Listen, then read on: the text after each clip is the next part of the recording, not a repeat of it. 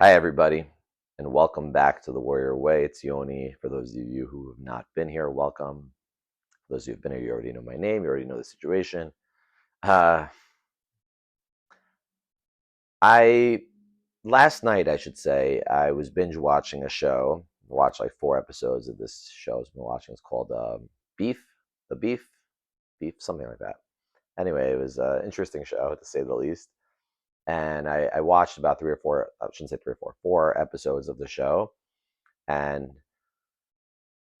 I felt like, oh my God, like I'm living like my past life. I used to binge watch shows. Like I used to binge watch shows all the time, and I haven't done that in so long. And you start questioning yourself. You're like, wait a second, that's not so spiritual.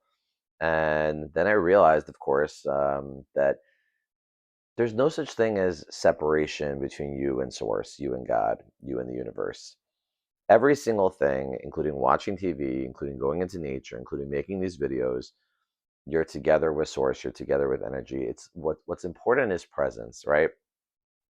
Even in what we think maybe is the densest activity, like sex, for example, right? So adults have sex, but sex has become so dense, so physical, that sometimes we forget source. We can't, it's hard for us to be present in it.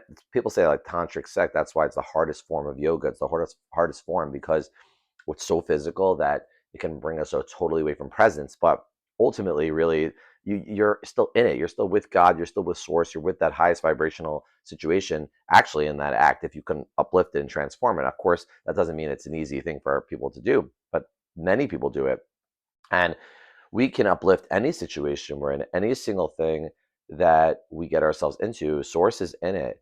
It reminds me of the story of Maharaji, where Maharaji went into a dorm room, a college dorm room, or college room of some college kid, and he had a naked lady on the wall. And the boy turned it around before Maharaji walked in. And Maharaji walked over, came into the room, and said, "Why'd you turn the picture around? That's the picture of Shiva, of the goddess." Right? It's beautiful. It's okay. Like there's God in the picture. There's God in the naked woman. There's God in the naked man. There's back in the Greek times, right? They had statues of naked people all over the place, and they viewed that as being God. And we turned it around and made it into like, oh, it's so grotesque or whatever it is, but there was beauty, and it's still beautiful. It's just not. It's understanding that there's no division. There's no separation between us and Source, no matter the activity that we're doing. My teacher Ram Dass was always saying, just do good. In other words, don't try to get rid of other things. Just do more good. Like start putting in meditation, start putting in prayers, start putting in mantras, start going to places that you enjoy going to. Put yourself into nature, look up to the stars, and look at animals, right? Look at humans in the eyes, and look at all the beauty. And the more you do that, some of the other stuff will fall away. Like some of the stuff that you don't feel is so great will fall away. Maybe like some of your partying behaviors will fall away. Maybe some of your addictions will fall away. But at the end of the day, even in all that stuff, there's God in it too. I had friends that used to call me who were struggling with chasing women and things like that, and I would say, take care of yourself. And people would have a hard time with that. Like, what do you mean take care? I would say, literally, take care of yourself. Like, enjoy yourself. You have to love yourself. Love every inch of this body. And it's hard for me too sometimes because, you know, when you start moving away from some of the stuff you used to do before, and then all of a sudden you're like getting back into the fold, or like now, like I'm ready for the love of my life to come into my life. It's like, well, how do you balance that, the sexual balance, with like you're stepping away from some of that stuff? It's that you have to live in this world, and at the same moment be connected to Source at the same time. Source is in this world, Source is in you, Source is in every activity that we do. It's just that we get lost in it. Our minds get caught up in thinking that there's some kind of separation, when in truth, there is no separation. There's literally no separation. It's just an illusion.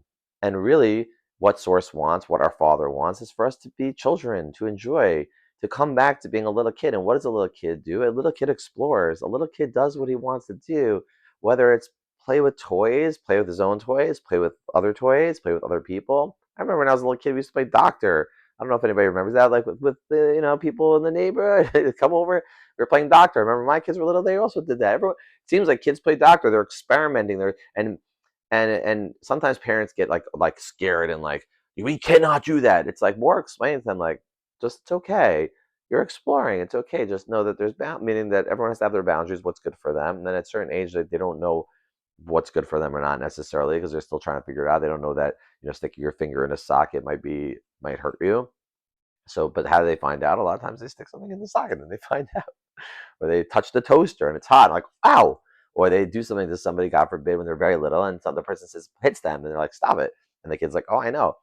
And it doesn't have to come from us getting angry at them for things that also we did and we explored. It's more of just understanding and showing compassion and showing love. And you get to pull them away. It's like my children struggle with what they struggle with, and I look at it as like my relationship with them. So when I'm feeling something towards what's going on in their life, I'm like, okay, how can I respond to this with calmness, with compassion, with love, with how would my father, how would meaning God, how does God relate to me when I'm feeling a certain way or when I'm not doing as well as I could be doing in life? I realize that my father put me here in this world to show me compassion, to show me love, to say, Yoni, I love you just the way you are. And I look at people with such compassion, such love, like I'm like, I am so grateful to be who I am. I'm so grateful to feel what I feel.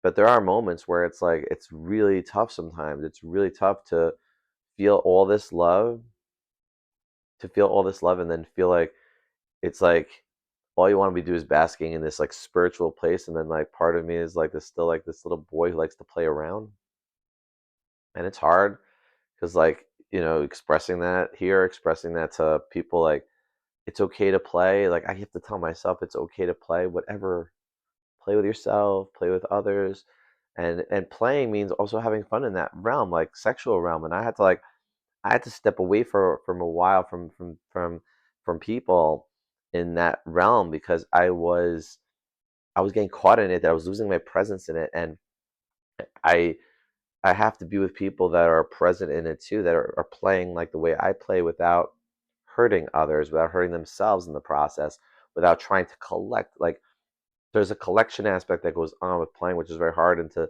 not collect. It's like watch the TV show and then let it go, watch do the activity, and then you're on to the next present moment, but not having to hold on so tightly to it.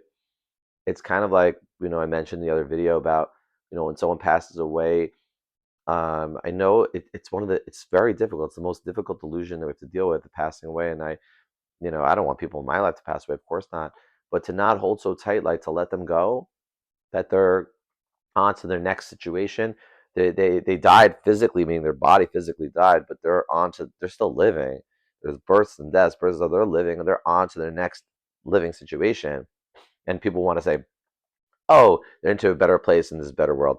They're exactly where they left off, only in a new suit. So they're in a different realm, maybe they're back in this realm, but they're just wearing a different suit now. Or maybe they're wearing the same suit but starting over again in a different timeline. I don't know. There's no way for me to personally know. I can't tell you. All I can tell you is that they're definitely continuing. This is births and deaths, and I've come to the conclusion that there's births and deaths. Now, what's interesting is that that's why, like, it's funny when things are getting when you're down on yourself. It's like, okay, so what's going to happen? What's the worst case scenario? The worst case scenario is like you're not here anymore, right? So then people will say, no, the worst case scenario maybe is not that, because then you'll be back again in another realm. The worst case scenario is you have nothing. Everyone left you. You have no money. You have no people. You have nothing in your life. You have no home. You have no nothing. And it's like, why would you even go there? Right? Why would you even go there? It's just that, but that's what the programming has told us. The programming has told us that like you're gonna lose it all. You're gonna just death and destruction. It's all gonna go to hell. And I write about this. I talk about this, but really, that's all the old stuff. That's the old programming. I've told you that there's gonna be that's not God. Almost like that's like this hell realm. The hell realm is really yourself creating a hell realm, creating this vision of like if you do things like you're gonna end up in this hell. Well, you're in the hell right now. You're in the heaven right now. You're with God right now. Are you feeling that presence? Or are you feeling other stuff? If you're not feeling that, you're probably feeling some other stuff, and then you're not in a good place. You're in that place now. So when people say you're in a better place when you die, it's like, oh, you probably are in a better place if you're in a shitty place now, right? Like you're in a crappy place now. You're hopefully in a better place, but you're probably not because you're in the same shitty place you left off where you left off now. So it's like however you leave off now is how you end up in the next realm, how you end up in the next situation every moment. And I chose to live in the mystery. I chose to live in this mystery because I'm like, oh, that's the freedom. The freedom is to live in the mystery, to like know that God has got you, to know that every moment is up to Him, to know that He saw everything already, and to be able to say, hey, it's Him every single moment in whatever you do. It's just finding the clues. It's just noticing and awareness and witnessing and being with those dark thoughts. Those dark thoughts could come in too. It's part of it. And they come and they go and they come and they go and they go. Sometimes they go slow. Oh, they go slow. But you have to just go with that flow and say, hey, what do you need? What do I need right now? Sometimes it's like a hug myself.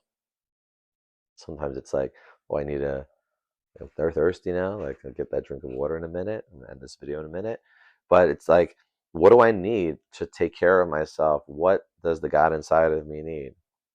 Does he need to play? Does he need to rest? Does he need to go outside? Does he need to do this? But it's all God. Does he need to watch a show? Whatever it is, it's all a show. It's all God's show. I've had to learn this.